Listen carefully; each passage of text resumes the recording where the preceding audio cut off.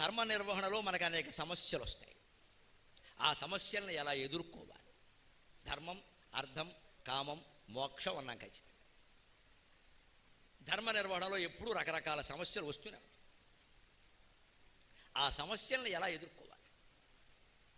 ఎప్పుడు మనం గుర్తుపెట్టుకోవలసింది, సమస్య అంటూ ఉండదండి. అసలు మనం దానికి ఆ పేరు పెట్టాం కాబట్టి కంగారు పడుతున్నాం. అంటే సమస్య అంటూ ఉండదు, అది పరిస్థితి. అది పరిస్థితి. వేదాంతులు, ముఖ్యంగా జిడ్డు కృష్ణమూర్తి గారు తన తత్వశాస్త్రంలో చెబుతాడు, సమస్య లేదయ్యా, అది పరిస్థితి. It's not a problem, it's a situation. అది పరిస్థితి. పరిస్థితిని ఎప్పుడూ అప్పుడే ఎదుర్కొంటాం, ముందు నుంచి ఎదుర్కోవాల్సిన అవసరం లేదు. రోడ్డు మీద మనం ఎడంవైపు పడుతున్నా సరే ఎవడో కుడివైపుకి వచ్చాడు, అది పరిస్థితి, మనం ఊహించలేదు. అది సమస్య కాదు, ఒక సిచ్యువేషన్, ఒక పరిస్థితి. అప్పుడు మనం అప్పటికప్పుడు బుర్ర ఉపయోగించి వాడు అజ్ఞానంతో వచ్చాడు, మనం పొరపాటు చేయం, మనం కూడా పొరపాటు చేయం కదా. మనం ఈ పక్క తప్పుకోవడం, ఆ పక్క తప్పుకోవడం చేయాలి, అంతే కదా. ఆ పరిస్థితిని బట్టి ఆలోచించదు. అలాగే జీవితంలో ఏ సమస్య ఎదురైనా సరే అది దానికి ఆలోచించడానికి ఒక సమయం కేటాయించి అప్పుడే ఆలోచించండి. ఇది కొంచెం కష్టమే, నాకైనా కష్టమే, మీకైనా కష్టమే, కానీ ఆలోచించాలంతే. ఎందుకంటే 5 నిమిషాలు ఆలోచించినా, 5 రోజులు ఆలోచించినా సమస్యకు ఒకే పరిష్కారం ఉంటుంది. మనం ఎందుకు ఆలోచిస్తామంటే మనకు ఆ పరిష్కారం నచ్చదు, మనం అనుకున్నట్టు అవ్వాలి. అలా అవ్వదు, అలా ఉండదు. ఇక్కడ మనం అనుకున్నట్టు అవ్వాలనే పట్టుదల పనికిరాదు. సమస్య పరిష్కరింపబడితే చాలు. ఒక్కొక్కరికి వ్యాధి ఉంటుంది, ఎన్ని మందులు వాడినా తగ్గదు. ఆయన బాధపడుతున్నాడు, మనము బాధపడుతున్నాం. ఏం చేయాలో తెలియట్లా. ఎకరాలు అమ్మేసాం ఇప్పటికే. దానికి పరిష్కారం ఏమిటండి అంటే బాగుండదు, మృత్యువు దానికి పరిష్కారం. భగవంతుడు చూపిస్తాడు, కంగారు పడదు. ఆయనకి అది నచ్చింది, అమ్మయ్య గొడవ వదిలిపోయింది, ఆయన వెళ్ళిపోయాడు, మనకు వదిలిపోయింది. అంతేకాని ఆయన మంచం దగ్గర కూర్చుని మనం తగ్గట్లేదు అని ఆయన కూడా తగ్గితే బాగుండు కాశీ చూద్దాం. ఇంకేం చూస్తావు? కాశీ మఠే తిను. 80 ఏళ్ళు వచ్చాయి. ఈ ఏడుపు వాడు మాండు, ఈ ఏడుపు వీడు మాండు, ఎలా తగ్గుతుందండి? దానికి పరిష్కారం మృత్యువు. ఏ సమస్యకైనా పరిస్థితి అంతే. పిల్లలతో సమస్యలు వచ్చాయి, కొడుకుతో వస్తుంది, కోడలతో వస్తుంది, కూతురుతో వస్తుంది, పిల్లలతో వస్తాయండి. చాలామంది ఎదుర్కొంటున్నారు ఈవేళ. మనకి ఇష్టం లేని పెళ్లి చేసుకుంటాడు ఖచ్చితంగా. ఎందుకంటే ప్రేమ అంటాడు, దోమ అంటాడు, వాడు తనకే వాడు ఏదో అంటాడు. పైగా కులాంతరం, మతాంతరం రకరకాలు అయిపోయాయండి. శుభ్రంగా లవ్ జిహాద్ పేరు మీద హిందువుల అమ్మాయిల్ని లాగేస్తున్నారమ్మా. చాలా జాగ్రత్తగా ఉండాలి, చాలా జాగ్రత్తగా ఉండాలి. ఎందుకంటే మన అమ్మాయిలు ఎలా ఉన్నారు అంటే, తండ్రి ₹1,00,000 ఖర్చు పెట్టినా తండ్రి కనపడ్డండి. ఎవడో బాయ్ ఫ్రెండ్ గాడు కనపడి 5,000 ఎట్టి ఫోన్ కొనగానే నా కోసం కొన్నాడు అయిపోయింది వాడికి. ఇంత దరిద్రపు ఆలోచన. ఇదే మన బీటెక్. తండ్రి ఇక్కడ త్యాగం చేశాడా, తల్లి ఇక్కడ త్యాగం చేసిందా మన కోసం? తల్లి మనం చదువుకుంటుంటే ఆవిడ ఉద్యోగం చేస్తున్న తల్లి మన కోసం 4 గంటలకు లేచి వంట వండి, అమ్మ కాస్త తినమ్మా, కాస్త రెసిడెన్షియల్ కాలేజీలో చదువుతున్నావమ్మా, జాగ్రత్త చదువుకోమరు, మొదలు తినవే అని కూరి నొక్కి టిఫిన్ బాక్స్ నిండా నొక్కి పెట్టిస్తే ఈ తల్లికి తెలియకుండా నువ్వు గర్ల్ ఫ్రెండ్కి, బాయ్ ఫ్రెండ్కి మెసేజ్లు పంపి లవ్ అఫేర్స్ నడిపిస్తున్నావంటే మాతృద్రోహం, పితృద్రోహం కాదా? ఓ భారతీయ యువకులారా ఆలోచించండి. నీకు తిండి పెట్టింది, నీకు డబ్బు ఇచ్చింది గర్ల్ ఫ్రెండ్తో వ్యవహారాలక? నీ చదువు పూర్తయ్యే వరకు ఆగలేవా? కనీసం ఆగలేడండి.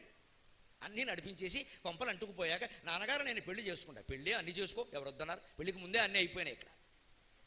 ఇక తర్వాత పెళ్లి చేసుకుంటా. ఎందుకంటే రాటిఫికేషన్ కోసం యూనివర్సిటీలోనూ కాలేజీలు ఉంటాయి కదా, యూనివర్సిటీకి సంబంధించిన కాలేజీలు. వెంకటేశ్వర యూనివర్సిటీ ఉందనుకోండి, కాలేజీలు వాళ్ళు ఏం చేస్తారంటే ముందు కట్టేస్తారు, గోడ కట్టేస్తారు. కట్టేశాక రాటిఫికేషన్ కోసం ఇంకేం చేస్తారు, ఇంకా రాసి కట్టేశాక అలాగే చేసేసుకుని మనకు అప్పుడు చెప్తే ఇంకేం చేస్తారండి? సమస్య. ఇది కూడా సమస్య కాదండి నా దృష్టిలో. యోగ వాసిష్టం చదివిన వ్యక్తిగా, వేదాంతం చదివిన వ్యక్తిగా, అదిగో ఆ అమ్మవారు, ఆ శంకరాచార్య, మా గురువు గారు వెదురుపాక గాడ్ గారిని నమ్ముకున్న వ్యక్తిగా నాకు ఇవేవి సమస్యలు కావండి. Very easily you can face it, very easily. చాలా తేలిగ్గా ఎదుర్కొంటాం మనం. వీళ్ళు తొందరపడుతున్నారు.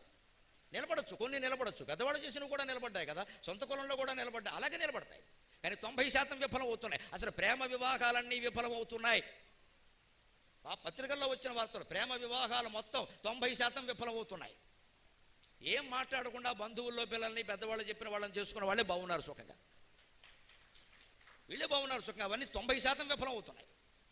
కారణం ఏమిటంటే ప్రేమ అనేది ఒకటి మనస్సులో ప్రవేశించగానే ఇప్పుడు అనుకుంటే లవ్ అనుకుంటే it's not love, it's craziness మిత్రమా, అది ఆకర్షణ. ఆ అమ్మాయి గురించి నీకేం తెలుసు? కులం తెలుసా, గోత్రం తెలుసా, వంశం తెలుసా, ఆరోగ్యం తెలుసా, వాళ్ళ కుటుంబ సంప్రదాయాలు, ఇవన్నీ బస్ స్టాండ్లో తెలియవు కదా. అమ్మాయి ఒకతే నిలబడింది అక్కడ ఐశ్వర్యరాయలాగా. అంటే నాకు నచ్చింది. ఏం నచ్చింది? తోలు నచ్చింది, చర్మం నచ్చింది. అంతకంటే ఏముంది నీకు నచ్చింది? అమ్మాయి జాతకం నీకు తెలుసా? అమ్మాయి బుద్ధి నీకు తెలుసా? వాళ్ళ అమ్మ ఏమిటో తెలుసా? వాళ్ళ నాన్న ఏమిటో తెలుసా? వాళ్ళ అన్నదమ్ములు ఏమిటో తెలుసా? ఆ బ్లడ్ గ్రూప్ ఏమిటో తెలుసా? బే ఇంకా సామాజిక సంఘ సంస్కర్తలాగా ఉపన్యాసాలు ఇక్కడ. నాకు నచ్చింది. కేవలం మన మనసులో ఉండే వాంఛ. తర్వాత ఏమవుతుంది, దీంతో పెళ్లి చేసుకుని ఇంకా తర్వాత తిరిగాక ఇష్టపడ్డాక అన్నీ బాగానే ఉంటే కొంతకాలం తర్వాత అయిపోయాక ఏమైనా తేడా రాగానే మా అమ్మ చెబుతూనే ఉంది ఈ కులం వాళ్ళందరూ ఇంతే అని వెంటనే సాగతీత ఇక్కడ మొదలెక్కడ వెంటనే వచ్చింది, నువ్వు పొరపాట్లు చేసుకున్నావు కులాంతర వివాహం. ఎట్టి పరిస్థితుల్లో ఇంకా కులం ప్రసక్తి రాకూడదండి, పరమ సామరస్యంగా కలిసిపోవాలి. ఎప్పుడూ మన కులం అనే దాన్ని మర్చిపోవాలి. చేసుకుంటే అంతే, ఇంకా చేసుకోకపోతే వేరే విషయం.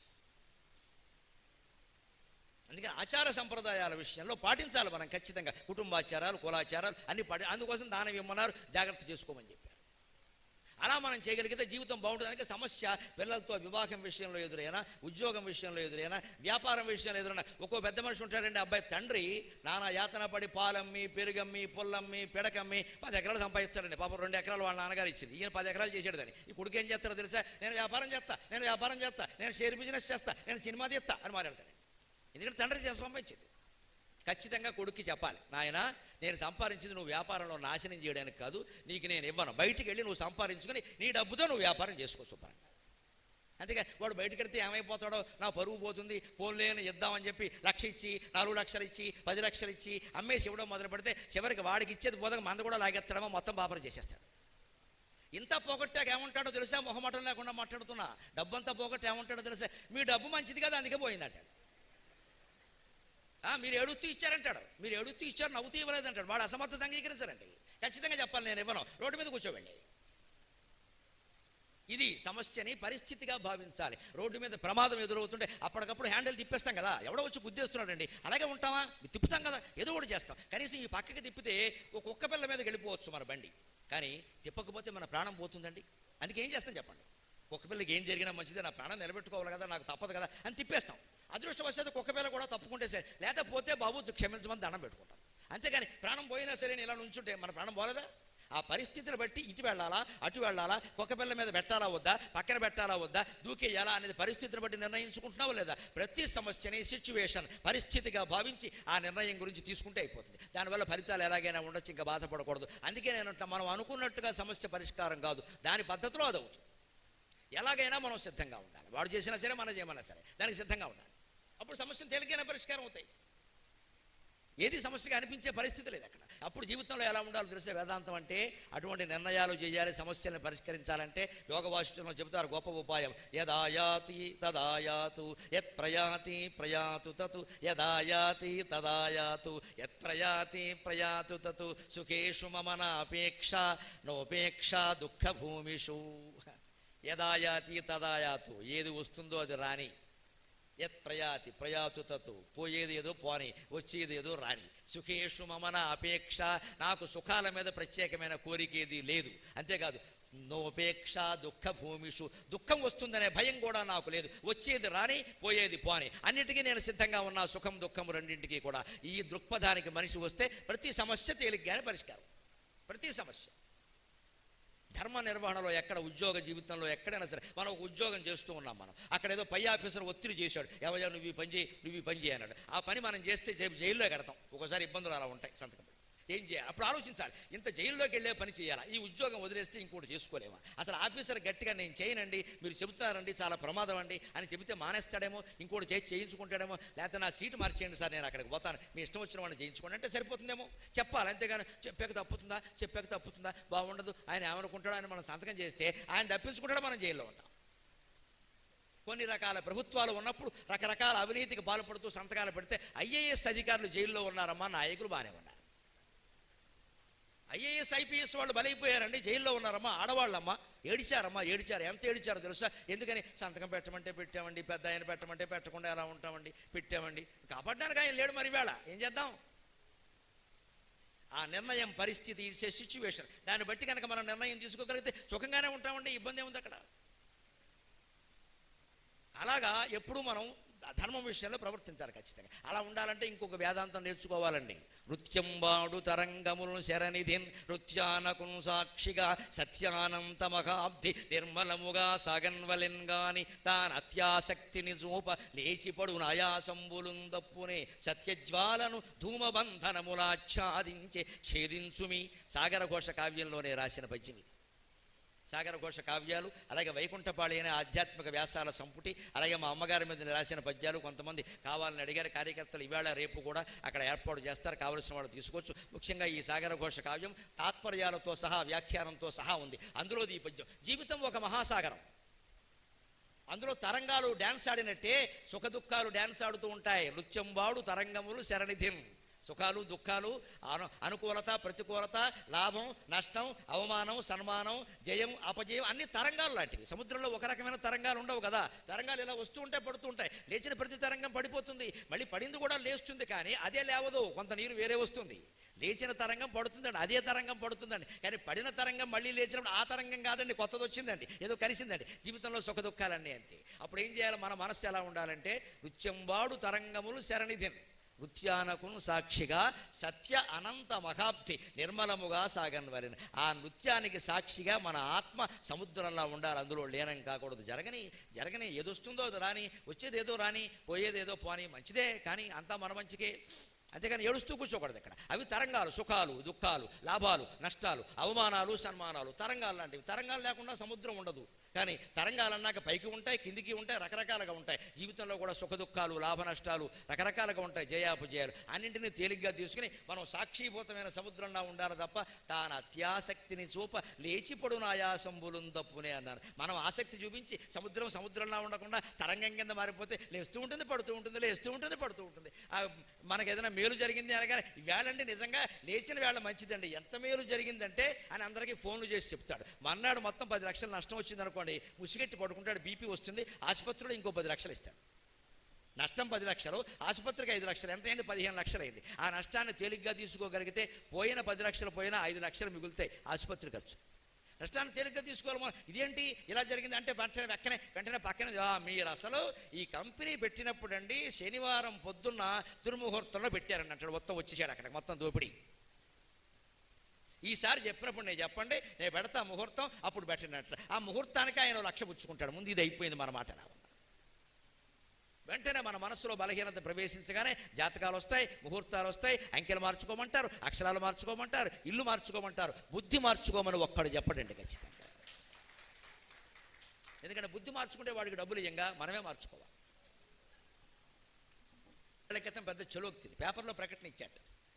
లక్షలు సంపాదించడం ఎలాగో చెబుతా, 10 రూపాయలు ఎంఓ చేయండి అన్నట్టు. ఇది అందరూ చిన్న ప్రకటన అండి. లక్ష సంపాదించడం ఎలాగో తెలుసుకోవాలా, 10 రూపాయలు ఎంఓ చేయండి. 1 లక్ష మంది ఎంఓ చేశారు. వాడు వెంటనే ఒక ప్రకటన ఇచ్చాడు, లక్షలు సంపాదించడం ఎలా అన్నాడు. పిచ్చి వెధవలు 10 లక్షల మంది ఎంఓ చేశారు. 1,00,000 × 10 10 లక్షలు వచ్చింది. వాడు వెంటనే ఒక ప్రకటన 500తో ఇచ్చాడు. వాడు లక్షలు సంపాదించడం ఎలా, నమశివాయ కంపెనీ ఇచ్చాడు.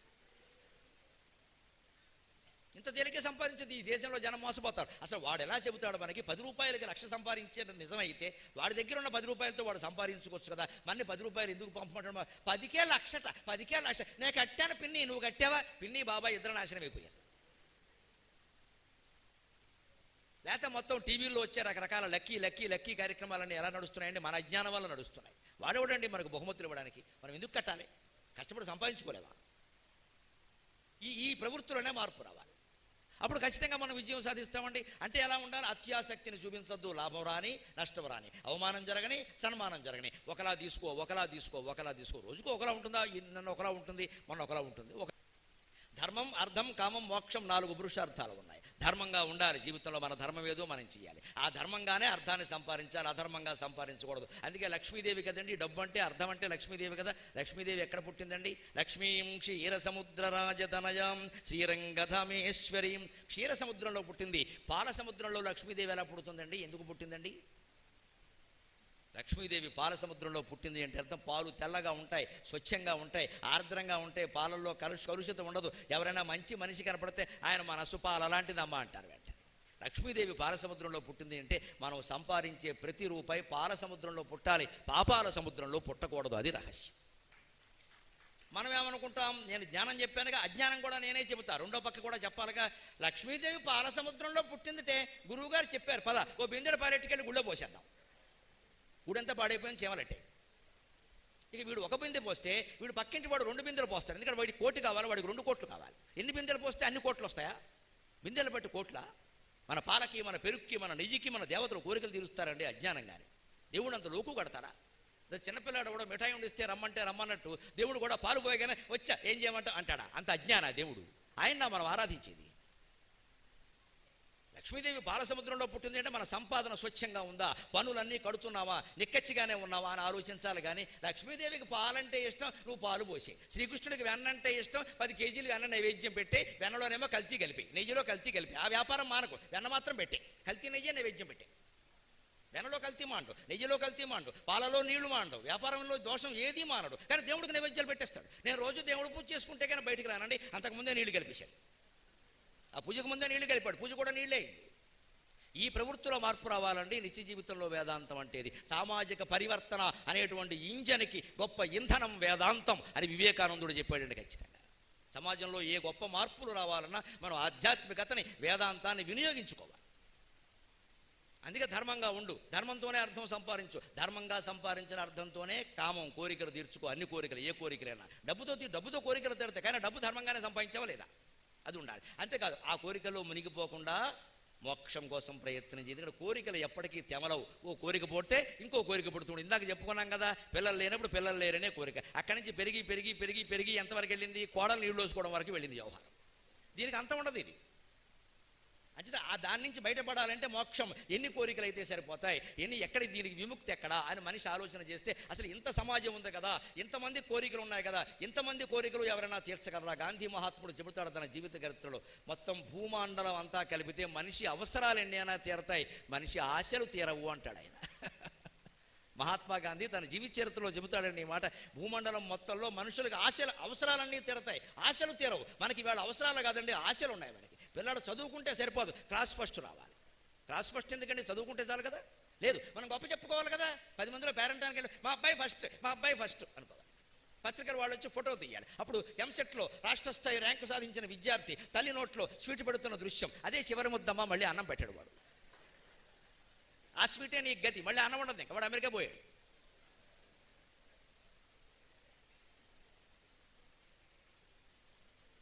ఆ తల్లి నోట్లో స్వీట్ పెట్టడం కోసం, పక్కన తండ్రి నిలబడడం కోసం, పత్రికలో ఫోటో రావడం కోసం పిల్లల్ని హింస పెట్టాలా? వాడు అబద్ధం ఆడుతున్నాడా లేదా ఎవరైనా గమనించారా? వాడు ధర్మంగా ఉంటున్నాడా లేదా ఎవరైనా గమనించారా? వాడు పేదవాళ్ల పట్ల జాలిగా ఉంటున్నాడా లేదా గమనించారా? ఎవరికైనా వాడు చినిగిపోయిన బట్టలైనా ఎవడైనా పేద విద్యార్థికి ఇచ్చాడా లేదా గమనించారా ఎవరైనా?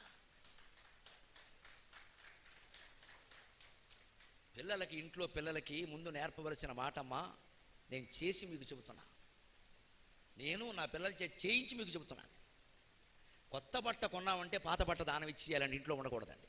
కొత్త చీర వచ్చిందంటే ఓ చీర వెళ్ళిపోవలసిందే, కొత్త డ్రెస్ వచ్చిందంటే పాత డ్రెస్ ఒకటి వెళ్ళిపోవలసింది. ఎవరికైనా సరే, పని మనుషుల, ఇంకొకళ్ళ ఎవ్వరు పేదవాళ్ళు అయితే వాళ్ళు, అసలు కులభేదమే వద్దండి అక్కడ. ఎవరు అవసరమే, దానానికి ఎప్పుడు అవసరమే ప్రధానం. అవతల వాడికి అవసరం, మనకు అనవసరం. ఇది దానానికి ఇంతకంటే ఎక్కల, మనకు అనవసరం, వాడికి అవసరం, చాలండి ఇచ్చేయి.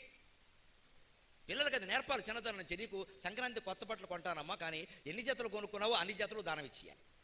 ఇంట్లో దానం బుట్ట అని ఒకటి పెట్టాలి. మా ఇంట్లో పెట్టాం. దానం గూడు అని ఒక షెల్ఫ్ ప్రత్యేకంగా దానం గూడు. ఎవరెవరు ఏ వస్తువులు అవసరం లేదని కూడా అక్కడ పెట్టాలి.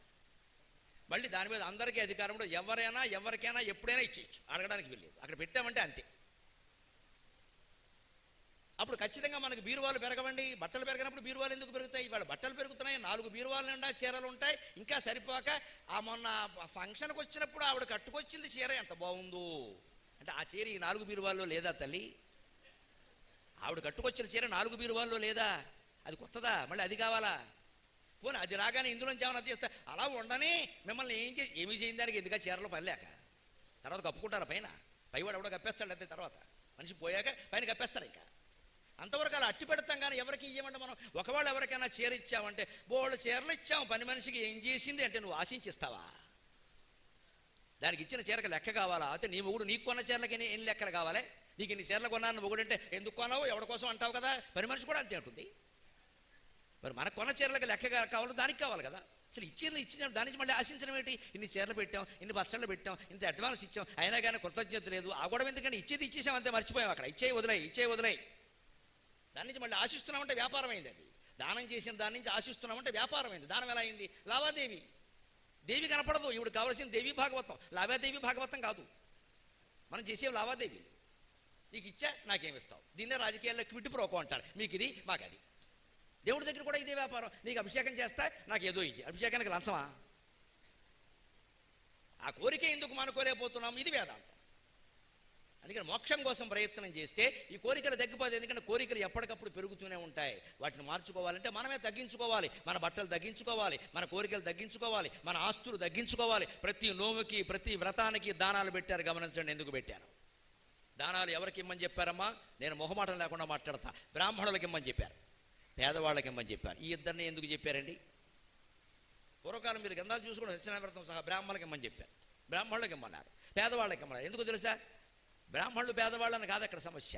బ్రాహ్మణులకు పూర్వం ఉద్యోగాలు ఉండేవి కాదు. ఉద్యోగం చేసేవాడు బ్రాహ్మణుడు కాదు. ఉద్యోగం చేశాడంటే బ్రాహ్మణత్వం కోల్పోయినట్లు లెక్క. పొద్దున్న పంచే యజ్ఞాలు చేయాలి, సాయంత్రం పంచే యజ్ఞాలు చేయాలి, మధ్యాహ్నం త్రికాల సంధ్యావందనం చేయాలి. ఉద్యోగం ఎక్కడ చేస్తారండి? పూర్వం బ్రాహ్మణులు ఎవరు ఉద్యోగాలు చేసేవారు. మరి ఏ ఉద్యోగము చేయకుండా వాడు సమాజం కోసం వేదం చదువుకుని, శాస్త్రం చదువుకుని, పురాణాలు చదువుకుని, ప్రజలకు ముహూర్తాలు పెడుతూ, జాతకాలు చెబుతూ, ధర్మశాస్త్రాలు నేర్చుకుని, ధర్మ సందేహాలు తీరుస్తూ, మానసికంగా వేదాంతోపన్యాసాలు ఇచ్చి మనస్సును వికసింపచేస్తున్న బ్రాహ్మణుడికి సమాజం బాధ్యత వహించాలి. అందుకని వ్రతం చేస్తే బ్రాహ్మణుడికి దానవీయమని చెప్పారు. ఇప్పుడు చెప్పండి, హిందూ ధర్మంలో బ్రాహ్మణులకు దానవీయమడం తప్ప?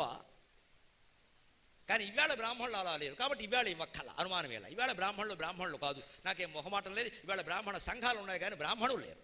సంఘాలు ఉన్నాయి బాగా, అన్ని సంఘాలు, కమ్మ సంఘం, రెడ్డి సంఘం, దళిత సంఘం, గిళిత సంఘం, 100 సంఘాలు ఉన్నాయి. కానీ ఏ కుల వృత్తి ఎవరూ చేయడం లేదు. ఈ సంఘాలన్నీ శూన్యం, మొత్తం పీకి బారాడే మంచిది. ఏం ఉపయోగం లేదు. కొట్టుకోవడానికి మనకు వస్తాయి, ఎన్నికల్లో లంచాలు తీసుకుని ఓట్లు వేయించడానికి మనకు వస్తాయి. ఏమీ కుల సంఘాల వల్ల అనాకాశ ఉపయోగం లేదు. ఎంత కొట్లాట 2 ఏళ్లుగా రాష్ట్రంలో కోట్లు కార్పొరేషన్లు కేటాయించక జరుగుతుందో మీరు చూశారు. మేము చెప్పక్కల్లా. ఈ కోట్లు కేటాయించకపోతే ఆ గొడవ వచ్చేది కాదు. అసలు అంతకుముందు సుఖంగా ఉన్నాం. కోట్లు కేటాయించక గొడవలు వస్తున్నాయి. కోట్ల కోసం కొత్త సంఘాలు పుడుతున్నాయి. కులానికి సంఘం ఉండడమే తప్ప అసలు. మరి దానికి కోట్ల ఎందుకంటే ఓట్లు, వాళ్ళకి కావాల్సింది ఓట్లు, మనకి ఇన్ని కోట్లు. చివరికి పాటలు అయ్యే మొత్తం అంతా. బ్రాహ్మణులకు ఎందుకు ఇమ్మన్నారంటే ఉద్యోగం చేయకూడదండి, వ్యాపారం చేయకూడదండి, డాక్టర్ వృత్తి చేసి, ఇంజనీరింగ్ వృత్తి చేసి నేను బ్రాహ్మణుడు అంటే అలాగా. అటువంటి బ్రాహ్మణుడికి కాదమ్మా దానం ఇచ్చేది. ఇప్పటికీ బ్రాహ్మణులు సహా అన్ని కులాల్లోనూ పేదవాళ్ళు ఉన్నారు. ఎంపిక చేసి ఇవ్వండమ్మా. ప్రతి వ్రతానికి, ప్రతి నోముకి వాళ్ళకి ఇవ్వండి. కుల భేదం చూడకండి. శ్రావణ మాసం వస్తే ముత్తైదువులందరూ, ధనం సంపన్నులైనటువంటి ముత్తైదువులందరూ బడుగు బలహీన వర్గాల ఇళ్లకి కారులో వెళ్ళి ప్రతి గుడిసె దగ్గర ఆగి ఆ ముత్తైదువును బయటికి పిలిచి నువ్వు గౌరీదేవి అమ్మ అని చెప్పేసి ప్రతి కులపు ముత్తైదువ నుదుట బొట్టు పెట్టి ఒక్క చీర ఉండమ్మా. హిందూ ధర్మం ఎంత అభివృద్ధి చెందుతుందో మీరు చూద్దాం. ఆ పని మనం చేయమండి. మన వాళ్ళే పనికొస్తారు, వేరే వాళ్ళు ఎలా ఈ ముద్దు సాగదీసేస్తుంది ఇక్కడ. మన వాళ్ళే పనికొస్తారట, వేరే వాళ్ళు పనికిరారట. అసలు ఆ మనవాళ్ళు వేరే వాళ్ళైనా భావన పోవడం కోసమే కదా ఈ వ్రతాలన్నీ. మనం అదే పెట్టుకుంటాం మళ్ళీ ఇక్కడ. మనవాళ్ళు మానవులంతా మనవాళ్లే.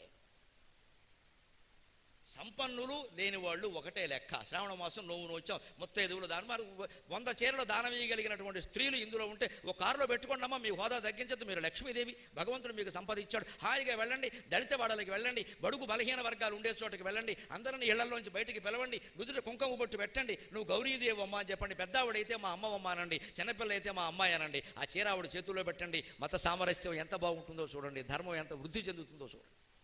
మనకి అది చేయండి. వాళ్ళ ఇంటికి మనం ఎందుకు వెడతాం అని ఇంత మూర్తి పొడుగు సాగదిద్దాం. కాబట్టి వాళ్ళు సంఘం పెడతారు, మన మీద దాడి చేస్తారు, అసూయ పడతారు, మనకి వ్యతిరేకంగానే ఆ సంఘాలన్నీ పనిచేస్తాయి. ఎక్కడా సామరస్యం లేదు. ఎవ్వడు రూపాయి దానం ఇయ్యదు, ఇస్తే దానికి ఒక లెక్క. అందుకని కోరికలు పెంచుకోకుండా ఉండాలంటే మోక్షం అనే దానికి మనం ప్రాధాన్యం ఇవ్వాలి. అందుకోసం మనం త్యాగం చేయాలి. ఆ త్యాగం ద్వారానే మీరు గమనించండి, రంతిదేవుడు అనే మహారాజు ఒక మనిషి ప్రాణం కాపాడడం కోసం ప్రాణత్యాగానికి సిద్ధపడ్డాడు. దిలీపుడు అనే మహారాజు ఒక గోవు ప్రాణాన్ని కాపాడడం కోసం ప్రాణత్యాగానికి సిద్ధపడ్డాడు. శిబి చక్రవర్తి ఒక పావురం ప్రాణం కాపాడడం కోసం తొడ మాంసం కోసి ఇచ్చి తన ప్రాణత్యాగానికి సిద్ధపడ్డాడు. విద్యాధర మహారాజు జీమూత వాహనుడు ఒక పాము ప్రాణం, విషపురుగు పాము ప్రాణం కాపాడడం కోసం తన ప్రాణత్యాగానికి సిద్ధపడ్డాడు. అది భారతదేశం. That is India. ఆ దృష్టిలోకి మనం వెడితే తప్ప మనకి వేదాంతం వంట పట్టదు. అలాగే